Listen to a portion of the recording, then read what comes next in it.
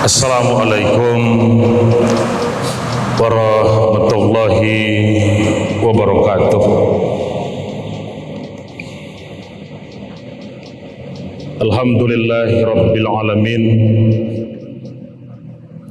Wassalatu wassalamu ala asrafil anbiya'i wal mursalin wa ala alihi wa sahbihi ajmain. Amma ba'du, Bapak dan Ibu kaum muslimin jemaah salat zuhur yang dirahmati Allah. Tinggal menghitung hari, kita akan bertemu dengan hari raya terbesar dalam agama kita tiap tahun, Idul Adha, atau yang dikenal dengan Hari Raya Kurban. Idul Adha menjadi hari raya terbesar karena untuk takbir, tahmid, dan tahlil akan berkumandang selama 4 hari. 10, 11, 12, dan 13 Zulhijjah. Idul Fitri, takbiran itu hanya 1 hari. Begitu matahari tenggelam tanggal 1 Syawal, takbiran pun sudah berhenti. Tapi Idul Adha lain. Takbir, tahmid, dan tahlil berkumandang selama 4 hari berturut-turut. Apa ibadah yang paling diutamakan kepada kita tahun ini adalah ibadah kurban. Peduli kepada sesama, mau berbagi kepada orang yang membutuhkan, agar timbul rasa persaudaraan semakin kokoh. Karena itu bonus-bonus bagi orang yang menafkahkan hartanya di jalan Allah luar biasa besar. Bapak Ibu, kita lihat surat At-Takabun ayat 17. A'udzubillahi minasyaitonirrajim. Bismillahirrahmanirrahim. In tuqridullaha qardan hasanan.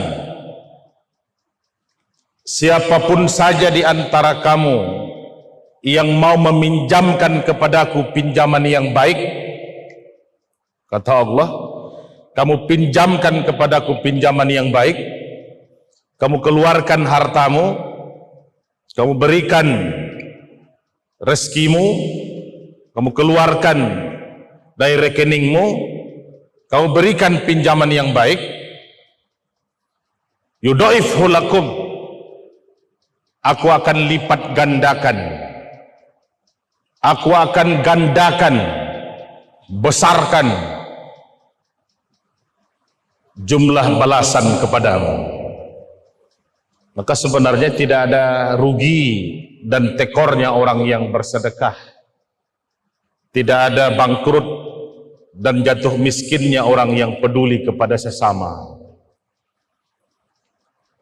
Karena itu momentum tahun ini, di tengah kondisi masyarakat kita sebagian banyak yang terkena dampak COVID-19, sudah waktunya kita untuk makin peduli. Sudah waktunya kita makin mampu untuk berbagi. Karena banyak pun harta belum tentu akan selamat.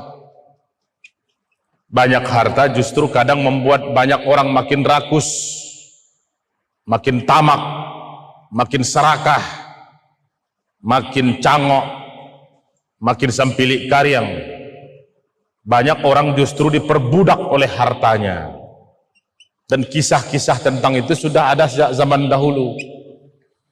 Yudhaifhu lakum, aku akan lipat gandakan pahala kebaikannya untukmu. Apa yang kedua yang ditunjukkan dalam ayat ini? Wa yaghfir lakum, Aku akan ampunkan dosa dan salahmu, perbuatan burukmu yang telah terlanjur, kesalahanmu yang telah lalu, perbuatanmu yang masih belum hapus, dosamu yang masih melekat. Wa yaghfir lakum, Allah akan ampunkan dosa dan salahmu. Makanya kalau kita ingin dosa kita dihapus ketika kita masih hidup, yumpikuna fis-sarra wad-dharra. Penjelasan dalam surat Ali Imran 134. Nafkahkanlah hartamu pada waktu lapangmu dan pada waktu sempitmu. Itu makanya jangan menunggu kaya baru akan bersedekah. Jangan menunggu uang banyak dulu baru akan berkurban. Faktanya banyak orang yang justru sudah kaya pun kan tidak juga berkurban. Nah, kenapa orang yang biasa-biasa masih mampu berkurban? Yumpikuna fis-sarra wad-dharra. Kalau ingin menghapus dosamu, nafkahkanlah hartamu, nafkahkanlah rezeki yang ada padamu, berbagilah pada waktu lapangmu dan pada waktu sempitmu. Kalau kita tolong orang, Allah akan tolong kita. Kalau kita bantu orang, Allah akan bantu kita. Makanya irhamu ahlal ardi yarhamkum man fis sama. Sayangi dulu yang di muka bumi, baru yang di langit akan sayang padamu. Tolong dulu yang di muka bumi, baru yang di langit akan mau menolongmu. Apalagi yang ketiga, wallahu syakurun halim. Orang-orang yang menafkahkan harta itu, mau berbagi, mau peduli, mau membantu, mau menolong, Allah akan berikan balasan kepadanya. Allah maha membalas jasa, Allah maha cepat balasannya. Jadi tidak harus menunggu di padang mahsyar dulu baru akan diganti nanti dengan pahala. Sebenarnya pahala kita, bonus itu, hadiah itu di dunia ini pun sudah diberikan. Saya kasih Bapak Ibu satu cerita. Ini kisah nyata dari dua orang pendaki gunung di puncak Himalaya. Ada dua orang pendaki ketika sudah mau sampai ke puncak dapat cuaca buruk, cuaca ekstrim. Mereka berdua memutuskan untuk turun ke base camp. Udaranya sudah ekstrim, saljunya juga sudah mulai makin menebal. Tahu-tahu sebelum sampai ke base camp, mereka ketemu satu orang pendaki lain yang sedang butuh bantuan. Kakinya rupanya terkilir, tidak bisa melanjutkan perjalanan ke tempat perkemahan.